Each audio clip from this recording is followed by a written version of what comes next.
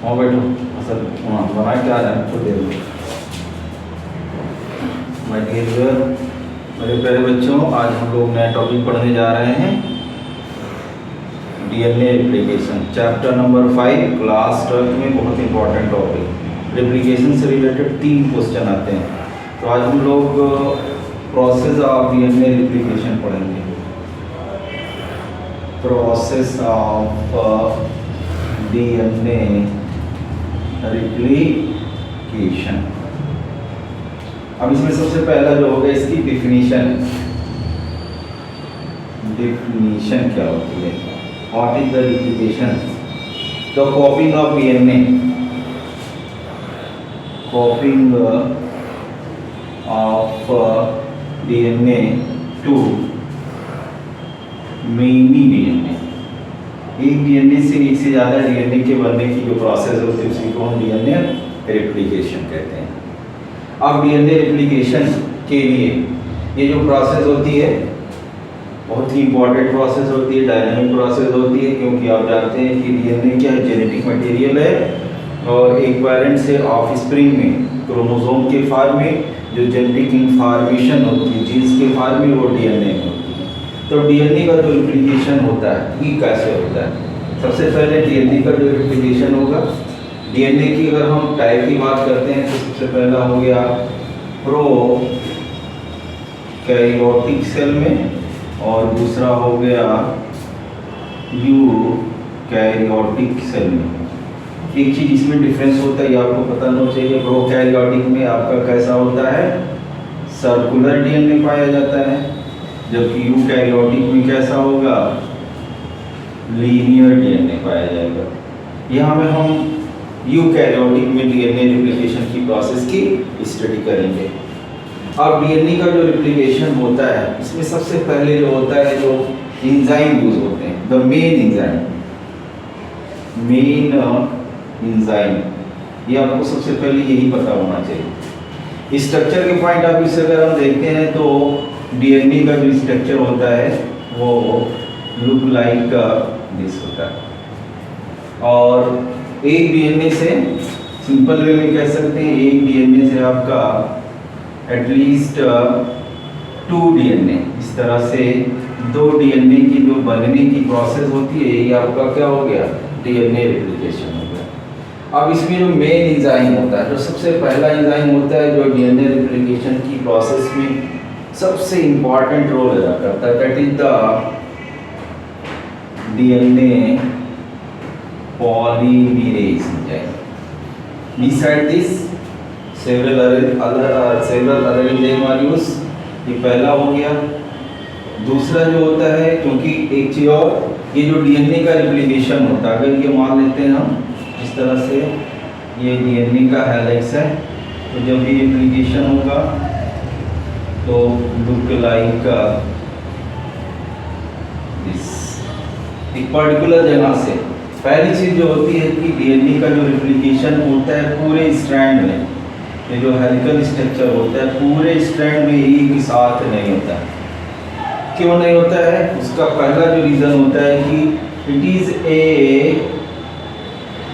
Energy expensive process, और system में इतनी एनर्जी नहीं होती कि एक साथ पूरे के पूरे डीएनए को अनवाइंड करके इसमें रिप्लिकेशन की प्रोसेस को ऑपरेट किया जा सके।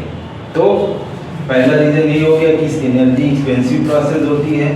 दूसरी चीज जो होती है इसमें जो सबस्ट्रेट होता है, यानी डीएनए पॉलीमरेज एंजाइम क्या करता है, पॉलीमराइजेशन। पॉलीमराइजेशन का मतलब जो डीएनए का एक टेम्पलेट स्ट्रैंड होता है, ये मान लीजिए टेम्पलेट स्ट्रैंड है, इसी का कॉम्प्लीमेंट्री क्या करता है, न्यूक्लियोटाइड को ला करके जोड़ता चला जाता है।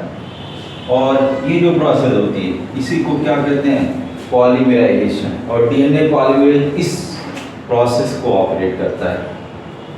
अब इसके लिए एनर्जी की ज़रूरत होगी प्लस सबस्ट्रेट की ज़रूरत होगी। तो दूसरा जो पॉइंट होगा इसमें न्यूक्लियोसाइड ट्राइफॉस्फेट ये जो होता है, और चूंकि ये डीएनए है तो अब ये तो अंडरस्टूड है, आप जानते हैं कि अगर डीएनए होगा तो डीऑक्सीराइबोज होगा, आरएनए होगा तो राइबोज होगा। यानी डीऑक्सीराइबोज न्यूक्लियोटाइड साइड ट्राइफॉस्फेट, ये आपका क्या होता है, इसका ड्यूअल फंक्शन होता है। पहला जो होता है ये सब स्ट्रेट का काम करता है, और दूसरा जो होता है ये दो जो इसमें फास्फेट ग्रुप होता है, इसके कारण ये क्या करता है, एनर्जी भी क्या करता है, ये प्रोवाइड करता है। तो एनर्जी का जो रिसोर्स होता है वो कौन होता है, न्यूक्लियोटाइड ट्राइफॉस्फेट। ये आपका हो गया। प्रोसेस से पहले एंजाइम के बारे में पता होना चाहिए। ये मेन एंजाइम होता है जो क्या करता है, पॉलीमेराइजेशन की प्रोसेस को ऑपरेट करता है। What is the polymerization, DNA का पॉलीमेराइजेशन, यानी एक टेम्पलेट स्टैंड, सिंगल स्टैंड को डबल स्टैंड में कन्वर्ट करने की जो प्रोसेस होती है वो कौन करता है, डीएनए पॉलीमरेज। बिसाइड दिस दूसरा जो होगा वो आपका कौन सा होगा, इसको अनवाइंड करना है। ये देखिए यहाँ से क्या हो गया, ब्रेक करके, यानी जितने भी आपके हाइड्रोजन बॉन्ड होंगे, चाहे वो डबल हो चाहे वो ट्रिपल हो, उनको ब्रेक करने का जो काम करते हैं, उसके लिए एंजाइम की जरूरत पड़ेगी, और ये एंजाइम नंबर 2 हो जाएगा। यहाँ पर आपका कौन सा, हेलिकेज एंजाइम। हेलिकेज एंजाइम जो होता है ये इसको डीएनए को कहाँ से, जहाँ से ब्रेक करता है, ये जो जगह होती है इसके लिए एक स्पेशल टर्म होता है, क्योंकि यहीं से आपका क्या होता है, रिप्लिकेशन स्टार्ट होता है, और इसको, इस जगह को हम क्या कहते हैं, ORI, ओरिजिन ऑफ रिप्लिकेशन, यानी ORI। एक चीज प्रोकैरियोटिक में सिंगल, नोट कर लीजिए कहीं पे, सिंगल ORI पाया जाता है, जबकि यूकैरियोट में इसका नंबर क्या होता है, मेनी होता है। एक साथ एक से ज़्यादा जगह पर रेप्लिकेशन हो सकता है। तो हेलिकेज जो होता है ये क्या करता है, जो हाइड्रोजन बॉन्ड होते हैं उसको क्या कर देता है, ब्रेक करता है, यानी वाइंडिंग की प्रोसेस को ब्रेक कर देता है, अनवाइंडिंग की प्रोसेस को ये ऑपरेट करता है। अब उसके बाद एक और होता है, जब ये इसको तोड़ेगा तो ऊपर क्या होगा, कॉइल का टेंशन बढ़ जाएगा, और इस टेंशन को न्यूट्रलाइज करने के लिए, बैलेंस करने के लिए, क्लिफ्ट करने का जो काम करता है तीसरा वाला जो एंजाइम होता है उसको हम कहते हैं टोपो आइसोमेरेज। इसके बाद फिर चौथा जो एंजाइम होते हैं वो आपके होते हैं आरएनए प्राइमेज हो जाएगा, और पांचवा होता है लाइगेज एंजाइम। इतने मिल करके प्रोसेस को ऑपरेट करते हैं। ये ब्रेक करने का काम करता है, ये कॉइलिंग के टेंशन को बैलेंस करता है। आरएनए क्या होता है, सबसे पहले जुड़ करके साइट प्रोवाइड करता है डीएनए पॉलीमरेज एंजाइम के लिए, और लाइगेज जो होता है वो क्या करता है, जब रेप्लिकेशन होता है तो ये दो तरह का होता है, अभी आगे फिगर में आएगा। और ये जब ये ब्रेक होता है this is look like a Y से, इस तरह से बनता है, और इसको हम कहते हैं रेप्लिकेशन फार्क। जो रेप्लिकेशन फार्क होता है उसमें ये जो आपके हेलिक्स होते हैं, एक आपका 5:3 direction, 1 is the 3 to 5 prime position में, ये दोनों हेलिक्स होते हैं। एक चीज और होता है कि ये आपका डीएनए पॉलीमरेज एंजाइम होता है, ये ऑलवेज पॉलीमराइजेशन जो होता है वो 5:3 प्राइम पोजीशन करता है। यानी जब भी शुरू करेगा कहाँ से, ये वाला, तो सबसे पहले ये जहाँ पे करता है ये आपकी क्या होती है, यहाँ पे जो करता है, तो पहला जो होता है ये मेन टेम्पलेट, दोनों बोथ आर द टेम्पलेट की तरह वर्क करते हैं। इसकी जो प्राइम पोजीशन 3 to 5 है, ये वाला क्या है, ये 5 to 3 तो है नहीं, अगर देखें तो ये 5 to 3 है। तो ऐसी कंडीशन में सबसे पहले यहाँ से आपका एक ये वाला हो गया सिंथेसिस, और यहाँ पर सबसे पहले आरएनए प्राइमरेज एक बार यहाँ से जुड़ करके डीएनए पॉलीमरेज एंजाइम के लिए प्लेटफॉर्म प्रोवाइड करता है, इनिशिएशन के लिए जगह बनवाता है और इस तरह से यहाँ पर पॉलीमराइजेशन जो होता है कंटिन्यूअस मैनर में शुरू होता है। तो पहली वाली जो यानी जो स्ट्रैंड 3 to 5 यहाँ से देखें तो 3 to 5 पोजीशन में है, यहाँ पर जो सिंथेसिस होती है, ये वाली जो सिंथेसिस होती है वो आपकी कंटिन्यूअस सिंथेसिस या फॉर्म जो स्ट्रैंड होगा वो कंटिन्यूअस स्ट्रैंड कहलाएगा। इसके बाद ये वाला जो स्ट्रैंड होता है, यहाँ पर जो प्राइमर होते हैं वो एक से ज़्यादा यहाँ पर जुड़ते हैं और इस तरह से डीएनए पॉलीमरेज जो होता है, पॉलीमराइजेशन जो होता है वो रुक रुक के करता है।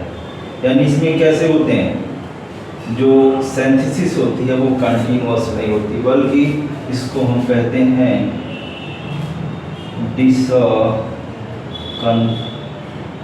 कंटिन्यूअस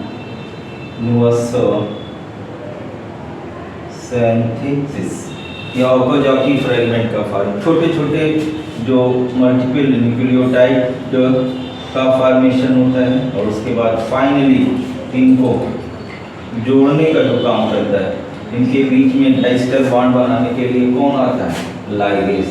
लाइगेज क्या करता है, जो डिसकंटिन्यूअस सिंथेसिस होता है इसमें स्ट्रैंड को आपस में जोड़ कर देता है और इस तरह से at the end of this a single strand DNA can be formed to double strand DNA and the process of replication are completed। तो इसमें एक बार फिर तो सबसे इम्पोर्टेंट है वो आपका ये एनर्जी एक्सपेंसिव प्रोसेस होती है। ऑरिजिन ऑफ रिप्लिकेशन वो होता है जहाँ पर कौन हेलिकेज सबसे पहले अनवाइंडिंग की प्रोसेस को ऑपरेट करता है और यहीं से आपका फिर शुरुआत होती है किसकी, पॉलीमराइजेशन या रिप्लिकेशन। हेलिकेज इसको ब्रेक कर देता है, हाइड्रोजन बॉन्ड ब्रेक करके डबल स्ट्रैंड को सिंगल स्ट्रैंड, टेम्पलेट स्ट्रैंड में जो होता है ये चेंज कर देता है। टोपोआइसोमेरेज ऊपर की तरफ जो जब यहाँ से अनवाइंड होगा तो यहाँ पे क्या होगा, आपका टेंशन बढ़ेगा, उसको न्यूट्रलाइज करता है। उसको न्यूट्रलाइज करने के लिए जैसे आप समझिए क्लिफ्ट लाइक फंक्शन करता है। आरएनए पॉलीमरेज दोनों साइड में जुड़ करके प्रोसेस को बिगिन करता है और लाइगेज क्या करता है, जो डिसकंटिन्यूअस सिंथेसिस हुई रहती है रुक रुक करके, इनके बीच में डाइस्टर बॉन्ड बना करके न्यूक्लियोटाइड को ये कंटिन्यूअस डीएनए स्ट्रैंड में कन्वर्ट कर देता है और इस तरह से डीएनए रिप्लिकेशन की जो प्रोसेस होती है वो कंप्लीट हो जाती है।